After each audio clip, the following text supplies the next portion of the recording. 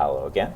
So this is kind of an addendum. I'll need to look up the definition of that. Kind of a side thing for the RP-0 career. So this is completely outside of my RP-0 install. Like as a Windows 32-bit user and kind of developer for well, assistant helper guy for Realism Overhaul RSS RP-0.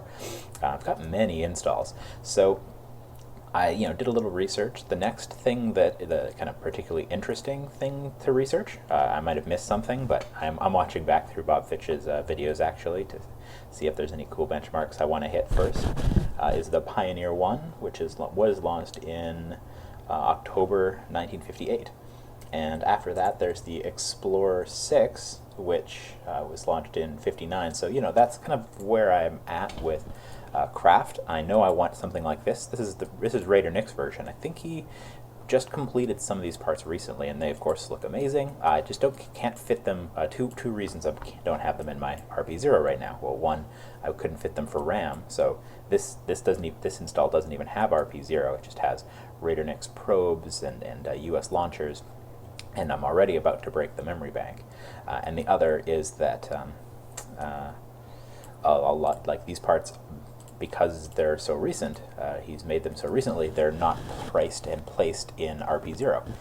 And in part, that's kind of what I hope to do, to take some data in my RP-0 career by trying to reproduce a lot of these things with the parts that exist, so I can kind of figure out what the prices I want. What is the price of this tank? Well, I'll figure out what the price of the procedural tank is, or with some of the existing parts. Like there's a FASA part that's pretty similar to it.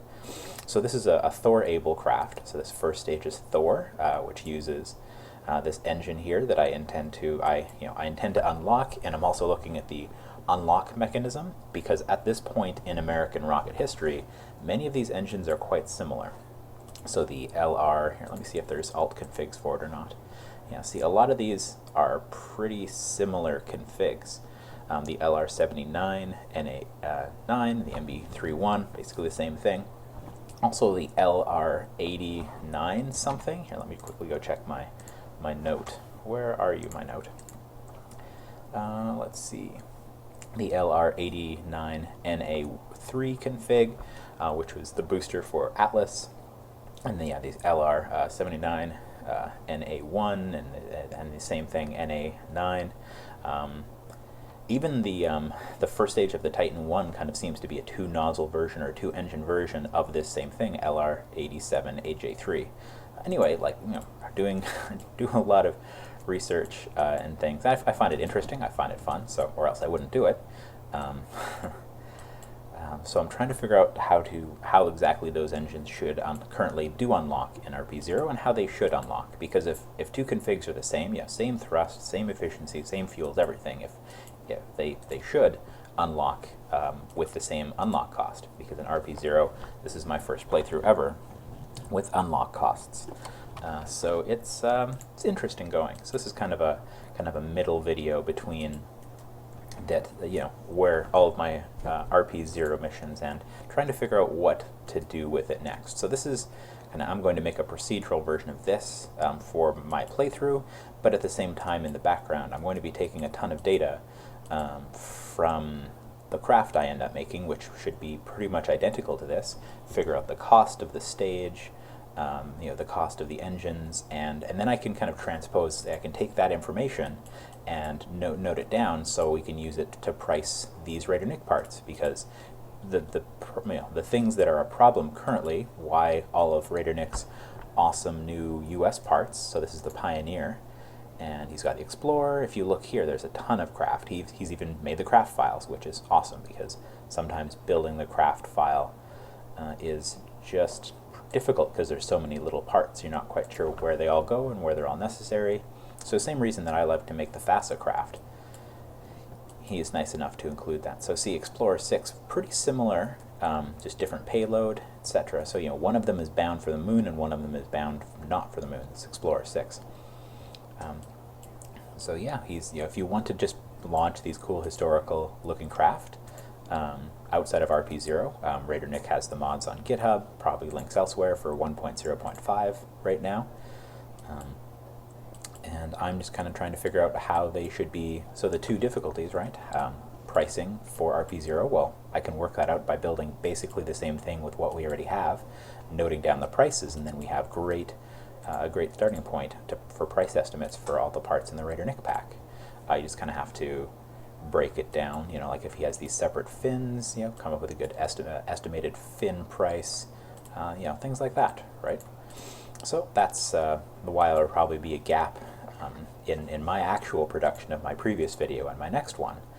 It's because I want to do it right, and I want it kind of right in RP-0. I don't just want to throw something at the moon, kind of in the same order the Americans did. I'd like to use pretty much the same stages. Let's see, we've got the AJ something something, AJ10 upper stage. That's what he's called it, and let's see, yeah, it's got that config. Let me go check my.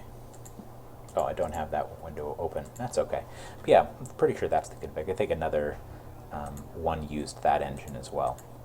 Raidernick is really meticulous in his research, which is great, and we just need to kind of combine his new stuff into RP-0 with pricing and placing, which since many of these, like this engine, we already have other versions of this engine in RP-0, that shouldn't be so hard, but like miscellaneous bits, like decouplers, these fins, this kind of specific tank, decoupler, etc. Like you just need to figure out what's the price of the stage, what are the prices of parts we already know and have prices for, like the engine, and then the remainder goes to the miscellaneous parts, like mostly the fuel tank, and then kind of token pricing for the for little winglets and things like that.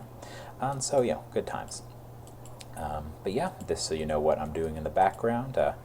And I might make another video where I kind of show the unlock price stuff, but if I find that too dry, I won't, obviously. But yeah, just so you know where I am with the next missions. I'm looking to make a probe like this that can make it to the moon.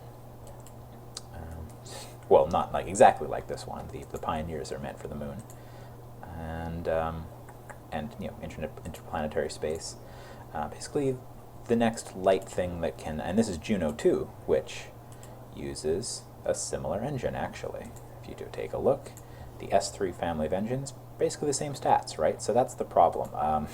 There's a bunch of these engines which have different config names and things because different manufacturers are used by different branches for different launchers, but they're the same. So in RP-0, they should, if you pay to unlock one, that should be it. You should pay nothing or a token cost to unlock other engines which are like functionally identical in RP-0. So I just need to figure out how that's currently done, because a couple of parts do have that set nicely, like some of the stock. Ooh, he just walked right through that engine. Some of the stock parts are set up like that, like the stock LR79 and 89, something like that. So it's just another system that I need to learn, because I never really mess with entry prices, because this is my first time playing with that.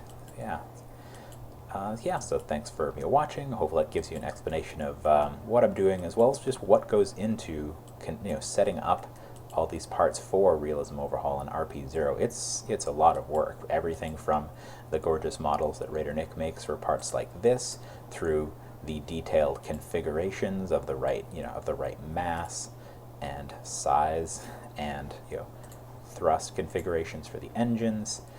All of that is amazingly detailed work that Raidernick himself does for pretty much all of his own mods. And then we have to just figure out prices and placement to put them in the RP-0 tech tree.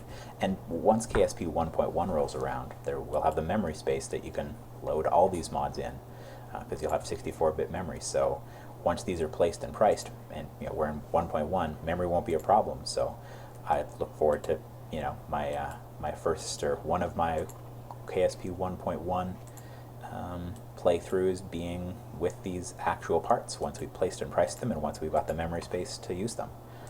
So thanks for watching, and goodbye.